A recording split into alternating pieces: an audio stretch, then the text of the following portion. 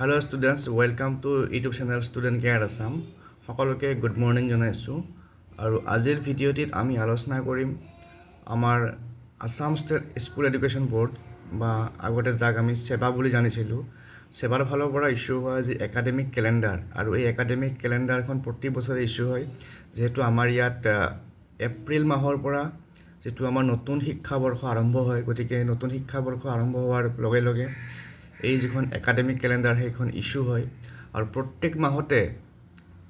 কোনটো মাহত কোনকেইটা চেপ্টাৰ আমি পঢ়িব লাগিব ইংলিছৰ কোনটো চেপ্টাৰ পঢ়িব লাগিব বা সায়েন্সৰ কোনকেইটা চেপ্টাৰ আমি পঢ়িব লাগিব এপ্ৰিল মাহত বা তেনেকৈ month wise April May June July এনেকৈ প্ৰতিটো মাহে মাহে কিছুমান চেপ্টাৰ ফিক্স কৰা থাকে যে এইকেইটা চেপ্টাৰ আমি পঢ়িব লাগিব গতিকে আজিৰ ভিডিঅ'ত আমি আলোচনা কৰিম এপ্ৰিল আৰু মে মাহত আমি কোনকেইটা চেপ্টাৰ পঢ়িব লাগিব আৰু যেতিয়া আমি প্ৰত্যেক মাহে এনেকৈ যিকেইটা আমি আমাৰ ফিক্স কৰি দিয়া চেপ্টাৰ থাকে সেইকেইটা যদি আমি পঢ়োঁ তেতিয়াহ'লে আমাৰ পৰীক্ষালৈকে যিটো আমাৰ চিলেবাছ থাকে চিলেবাছটো সম্পূৰ্ণ হৈ যায় আৰু যেতিয়া আমাৰ ইউনিট টেষ্ট হ'ব বা হাফ ইয়াৰলি হ'ব তেতিয়ালৈকে আমি ধুনীয়াকৈ উইথ ফুল প্ৰিপাৰেশ্যন পৰীক্ষাবিলাক দিব পাৰোঁ তো এতিয়া আমি চাম যে এপ্ৰিল মাহতনো আমি ক্লাছ 9ৰ ষ্টুডেণ্টছবিলাকে বা 10ৰ ষ্টুডেণ্টছবিলাকে কোনকেইটা চেপ্টাৰ চাম আৰু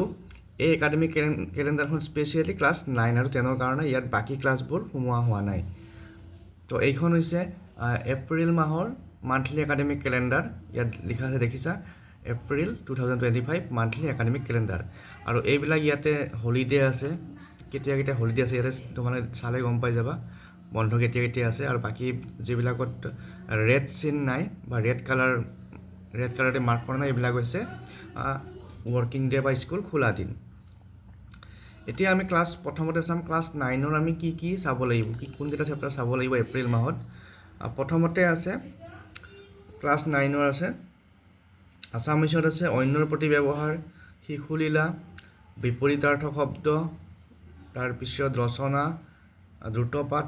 তাৰ ভিতৰত আছে আহোমসকল হনুমন্তৰ লংকা দৰ্শন আৰু গ্ৰুপ চি সকলৰ বৰ্ণমালা আৰু এইবিলাক বেংগলীৰ এইখিনি আছে তাৰপিছত নেক্সট হিন্দী বড়ো এনেকৈ ইয়াতে তোমালোকে পঢ়ি চালে গম পাই যাবা কি লেচন আছে তাৰপিছত ইংলিছত আছে the fun day head tense spoken English level 1-2 এইখিনি পঢ়িব লাগিব তাৰপিছত জেনেৰেল মেথমেটিক্সত আছে ৰিভিজন চেপ্টাৰ তাৰপিছত আছে নাম্বাৰ ছিষ্টেমছ ছায়েন্সত আছে মেটাৰ ইন আৱাৰ ছাৰাউণ্ডিং তাৰপিছত ছায়েন্সত চেপ্টাৰ 1 to চেপ্টাৰ 5 তাৰপিছত আছে the fundamental units of life then social ছায়েন্সত আছে হিষ্ট্ৰী জিঅ'গ্ৰাফী অৰ্থাৎ হিষ্ট্ৰী এটা চেপ্টাৰ জিঅ'গ্ৰাফী এটা চেপ্টাৰ পঢ়িব লাগিব তাৰপিছত সংস্কৃত আছামিজ ইলেক্টিভ এনেকৈ ভাগকৈ আছে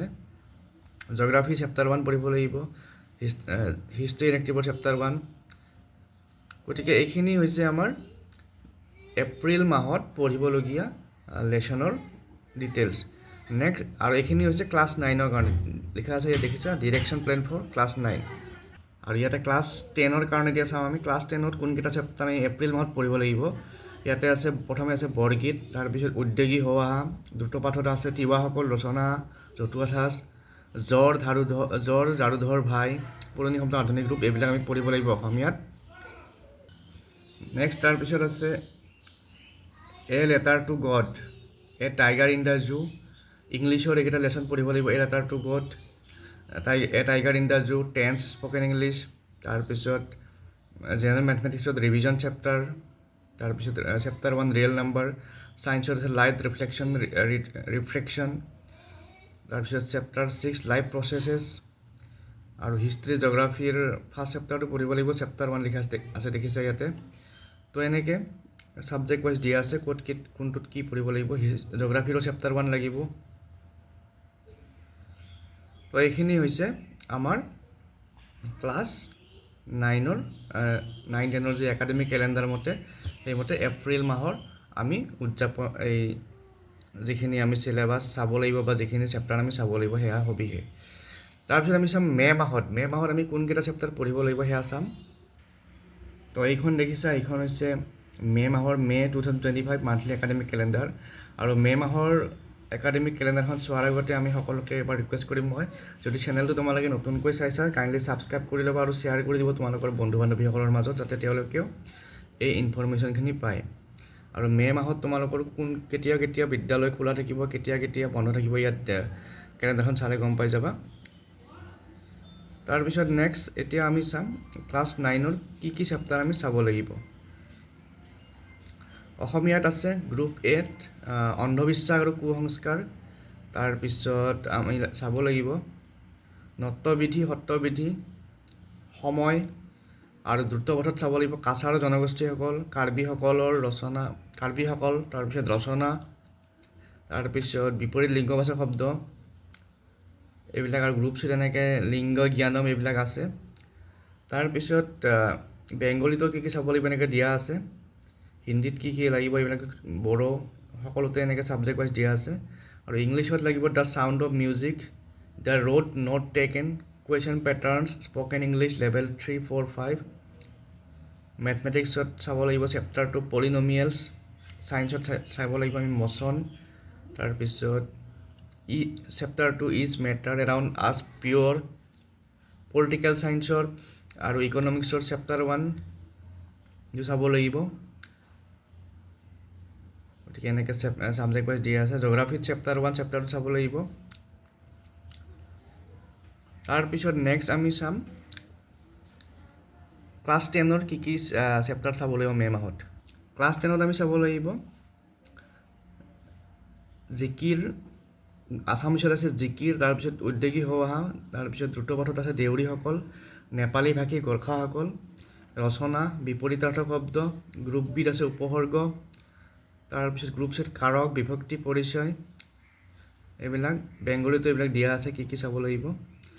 ইংলিছত লাগিব আমি Nelson Mandela, Amanda, determiners, letter writing, spoken English এইবিলাক চাব লাগিব। জেনেৰেল মেথমেটিক্সত লাগিব পলিনমিয়েলছ, ট্ৰায়েংগলছ। ছায়েন্সত লাগিব life process, continued remaining part, অৰ্থাৎ আগৰ মাহত যিখিনি পঢ়িছিল তাৰ বাকীখিনি পঢ়িব লাগিব। পলিটিকেল ছায়েন্স ইকনমিক্সৰ চেপ্টাৰ 1, তাৰপিছত এনেকৈ জিঅ'গ্ৰাফি চেপ্টাৰ 2, ইলেক্টিভবিলাকৰ চেপ্টাৰ 2 ইয়াত দিয়া আছে ধুনীয়াকৈ। তো এইখিনি চালে তোমালোকে গম পাই যাবা মে' মাহত কি পঢ়িব লাগিব। এতিয়া আমি চাম মে' মাহৰ পালন কৰিবলগীয়া অৰ্থাৎ উদযাপন কৰিবলগীয়া দিনবিলাক কোনবিলাক। আৰু ইয়াতে মে' মাহত কেইটামান এক্টিভিটি আৰু অবজাৰভেঞ্চ ডে কিছুমান আছে। প্ৰথমতে last date of receive application for change of elective subject is 31/5/2025, অৰ্থাৎ কোনোবাই যদি তোমালোকৰ ক্লাছ 9ত ইলেক্টিভ ছাবজেক্ট চেঞ্জ কৰিব বিচাৰা তাৰ কাৰণে লাষ্ট ডেট হৈছে 31 মে'। তাৰপিছত অবজাৰভেঞ্চ ডে ভিতৰত আছে ৰবীন্দ্ৰ জয়ন্তী অন 9 মে'। 9 মে'ত ৰবীন্দ্ৰ জয়ন্তী উদযাপন কৰা হয়, আৰু এই ৰবীন্দ্ৰ জয়ন্তীৰ দিনত তোমালোকে ৰবীন্দ্ৰনাথ ঠাকুৰৰ সংগীত বা তেওঁৰ এই স্মৃতিত বা ৰবীন্দ্ৰ জয়ন্তী উপলক্ষে ডান্স কম্পিটিশ্যন এইবিলাক কৰিব পাৰা। তাৰপিছত অবজাৰভেঞ্চ অফ ছায়েন্স টেকন'লজি ডে 11 মে'ত আমি ছায়েন্স আৰু টেকন'লজি ডে বিজ্ঞান প্ৰযুক্তি দিৱস পালন কৰিব লাগিব। আৰু ইয়াত কি এক্টিভিটি লাগিব, explain the significance of the day, এই বিজ্ঞান আৰু প্ৰযুক্তি দিনটোৰ গুৰুত্বটো আমি ব্যাখ্যা কৰিব লাগিব। Organise talk show' on how science technology have change our life, বিজ্ঞান আৰু প্ৰযুক্তিবিদ্যাই কেনেকৈ আমাৰ জীৱন পৰিৱৰ্তন কৰিছে তাৰ ওপৰত আমি টক শ্ব' এটা কৰিব পাৰোঁ। আৰু ইয়াতে অবজাৰভেঞ্চ অফ মেনষ্ট্ৰুৱেল হাইজিন, এইটো মহিলাসকলৰ কাৰণে এটা হেল্থ ৰিলেটেড এটা দিৱস, 28 মে'ত আছে, এইটো পালন কৰিব পাৰে আমাৰ স্কুলবিলাকত। নেক্সট 31st এটা important observance of world no' tobacco day, বিশ্ব ধঁপাত বিৰোধী দিৱস, এইটো এটা ইম্পৰ্টেণ্ট ডে। গতিকে এইখিনি হৈছে আমাৰ ক্লাছ 9-10ৰ মে' মাহৰ একাডেমিক কেলেণ্ডাৰৰ সবিশেষ। গতিকে নেক্সট ভিডিঅ'ত মই আৰু তোমালোকৰ লগত জড়িত বিষয় এটা লৈ পেলাই আহিম। আশা কৰিছোঁ চেনেলটো চাই থাকিবা আৰু নেক্সট ভিডিঅ'ত লগ পাম বুলি আশা কৰিলোঁ।